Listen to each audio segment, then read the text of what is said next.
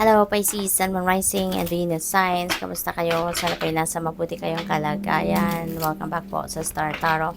Kung bago kayo rito, welcome din kayo. Thank you for your support. I truly appreciate it. God bless you all.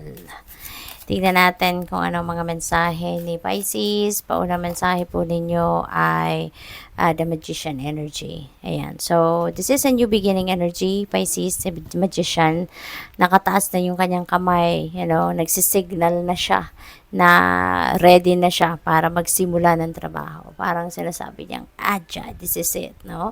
So, siguro, karamihan sa inyo dito, Pisces, you have a dream, you have a goal, yung ganon, and nakikita ninyo na yung siguro resources or circumstances or mga tao na kakailanganin ninyo ang kanilang tulong, you know, maybe nandiyan dyan na. Nare-recognize mo na siguro around you na ano man ang mga kakailanganin ninyo para ma-carry out ninyo yung mga goals ninyo or yung mga dreams ninyo, ay maaring nakikita mo nang nandiyan dyan na. Kaya handa ka nang magsimula, no? So siguro nasasabi ninyo sa sarili ninyo na this is it. This is the right timing na para gawin ko na yung dapat kong gawin para makalapit na ako sa pagtupad, no, ng mga goals niyo or ng mga pangarap niyo, no? So ngayon you're getting on your feet and you're going to start taking action.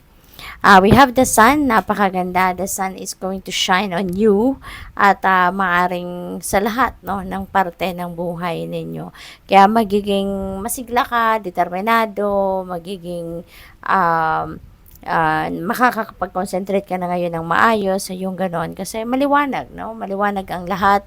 Makikita mo ang bawat corner ng buhay ninyo, yung ganun ba, no? So, wala nang madilim na parte, kumbaga, magliliwanag na ang lahat, kaya, kahit yung mga problema, mapapawi na ang mga yan, that is going to fade away na, kasi, mas makikita mo na ngayon yung solusyon, makikita mo na ngayon kung, papaano mo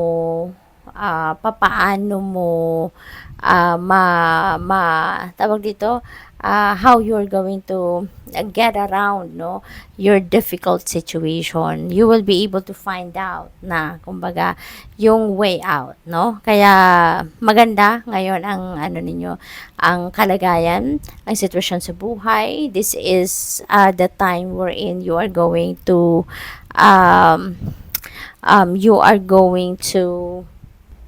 succeed, no, sa kunyari sa pagharap sa hamon ng buhay. Magsasucceed ka din para sa tawag dito sa mga endeavor ninyo, mga ventures na sinimulan ninyo, yung gano'n. So maaring meron kayong financial success dito or success na makakamit ninyo, no, pagdating sa mga bagay-bagay, no, sa buhay ninyo. Kaya this is also very optimistic energy, very vibrant, very masaya, no? Kaya you will be filled with joy and happiness.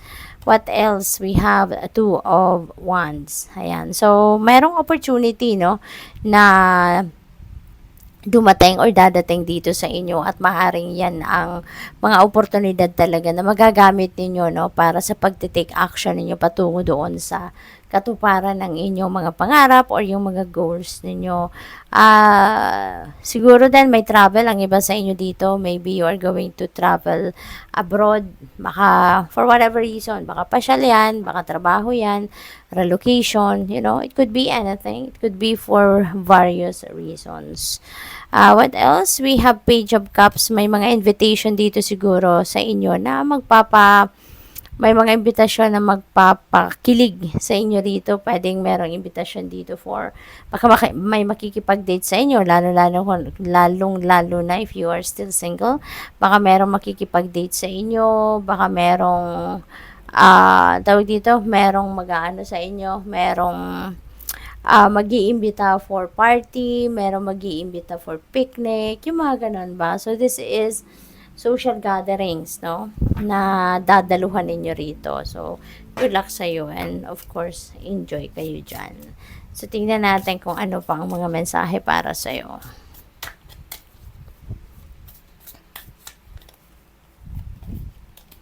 We have comfort, Ayan, though you are not exactly rich, you will be living comfortably. Ayan, hindi man kayo magiging super mayaman, sobrang mapera, but comfortable life, no? Yung buhay ninyo, komportable kayo. Lahat ng needs ninyo and a little bit of luxury, meron kayo. Na-experience ninyo yan or mai-experience ninyo. Kaya in a way, you're still blessed, 'di ba? Hindi man siksik-liglig umaapaw na sobra-sobra yung inyong kayamanan or yung inyong kaperahan, but you can provide, no, for your needs and for your wants pa rin, 'di ba? Kaya still a blessing. You're entering the most comfortable period of your life, no? So talagang nakakaangat pa rin kayo kumpara doon sa previous ninyong buhay, 'di ba? Mas maganda pa rin ang magiging buhay ninyo sa ngayon, mas magiging maluwag pa rin kayo sa pera, mas magiging komportable kayo kaysa sa dati, no? Your finances are also in a state of balance. Kaya maganda talaga ang kaganapan pagdating sa inyong kaperahan kasi nasa balance may income, may nasisave pa rin kayo sa isa inyong income at meron pa rin kayong na ipambabayad sa inyong mga needs, sa inyong mga bills. We have work smart. Wow. Sabi dito, are you making it harder than it has to be? Sometimes the solutions are simple. Ayan, so siguro ang iba sa inyo, kino-complicate niyo yung sitwasyon, ano? Simple na lang ang dapat na tignan ninyo, pero maaaring nakokomplikado pa ninyo yung iba, 'di ba, sa pagtingin ninyo. Perhaps it's time to clean house personally and professionally to start with a clean palette. Sabi dito, stick to basic needs when it comes to spending and put some money aside. Ayan, so pagdating talaga sa pera, no? Para ma-maintain ninyo yung comfort na to, yung financial comfort ninyo, talagang alagaan ninyo talaga yung pera ninyo. No, tignan ninyong maigi, pagplanuhan ninyong mabuti ang mga expenses ninyo, saan ninyo i-spend ang pera, ano mga bayarin ninyo, yung mga needs ninyo, dapat nandoon talaga kayo, naka-focus din, ano, pagdating sa pagmamanage ng inyong income para nang sa gayon ma-maintain ninyo yung financial comfort, no, na nararanasan ninyo. We have change. There's a change for the better coming your way. So, embrace it. Ayan. Napakaganda. Kasi merong mga pagbabago na magaganap dito na ikakabuti ninyo, kakabuti ng inyong sitwasyon, ikaka-improve ng buhay ninyo. With the sun energy, may mga changes din yan, and this is positive changes. This is positive na sitwasyon, ano? Sabi dito, just because you don't see any movement, it doesn't mean nothing is happening. Sometimes to see change, you must be the change. Ayan, sometimes, 'di ba? Kailangan mong ikaw mismo sa iyo mismo magsimula ang pagbabago para makita mo yung pagbabago sa outside world ninyo. Ayan. So, it doesn't mean then, no, na walang nangyayari, walang movement sa surface. Sa inyong 3D reality, it doesn't mean na wala nang pagbabago or wala nang nangyayari. Kasi 'di ba, when God works, hindi naman natin nakikita, hindi naman natin alam kung anong ginagawa niya, 'di ba? Anong inihahanda niya. Kaya it doesn't mean na wala tayong nakikitang movement on the surface, talagang walang nangyayaring pagbabago, 'di ba? Because God works in mysterious ways. God works behind the scenes, no? At ginugulat na lang tayo. What else? We have designer. Ayan, so siguro ano kayo, nasa artistic field talaga kayo, no? So siguro nagde-design kayo sa fashion, nagde-design kayo ng mga furniture, nagde-design ng bahay, baka architect din kayo, baka interior designer din kayo, yung mga ganon. So siguro yun ang inyong karera or yun ang career na gusto ninyong tahakin, no, for some of you. Kaya congratulations. So tignan natin kung ano mga mensahe ninyo sa pagdating naman sa love life. Ay, sorry po na tamaan.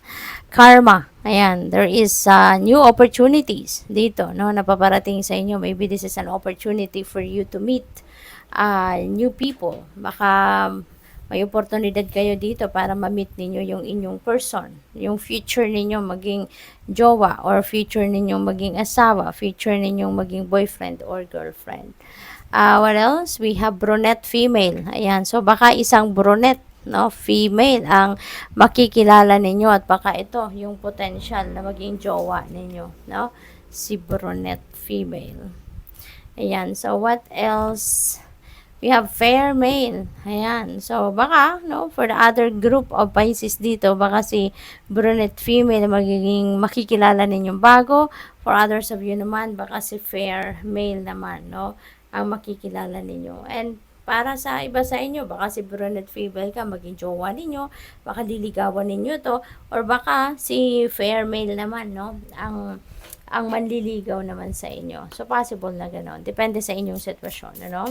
Kasi hindi lahat ng messages dito magre-resonate sa inyo. Hindi lahat sasakto. Kaya, kung ano lang yung sumakto sa inyo, yun lang ang anohin ninyo. Yun lang yung, natawag dito, yun lang ang kunin ninyo.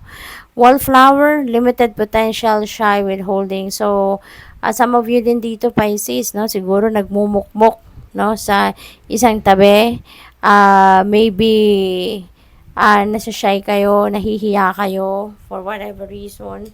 Baka mahina ang inyong loob, no? At mas gusto ninyo mag-stay lang sa bahay, nagtatago, yung mga ganon, no? But you are limiting your potential in that way. Diba? So, maaaring ano to sa inyo, heads up ito sa inyo, or baka paalala ito sa inyo, no? Na huwag kayong mahiya, huwag ninyong itago ang inyong sarili. Don't hide in the dark kasi you are not lesser of a person compared to other people. Lahat tayo, pantay-pantay tayo. Lahat tayo ipinanganak na meron tayong mga talents, skills, and gifts, no? Katulad ng iba, nagtatagumpay sila, naginamit din nila yung mga talents, skills, and gifts nila. Ganon din kayo. Magagawa mo din magtagumpay, gamitin mo lang din yung mga binigay sa'yo ng mga talents, skills, and gifts. At huwag na kayong mahiya. Kasi, you also are equipped, no, with something na pwede ninyong magamit para magtagumpay just like other people. Okay? So, good luck sa'yo. Thank you for watching. Love and light. Namaste.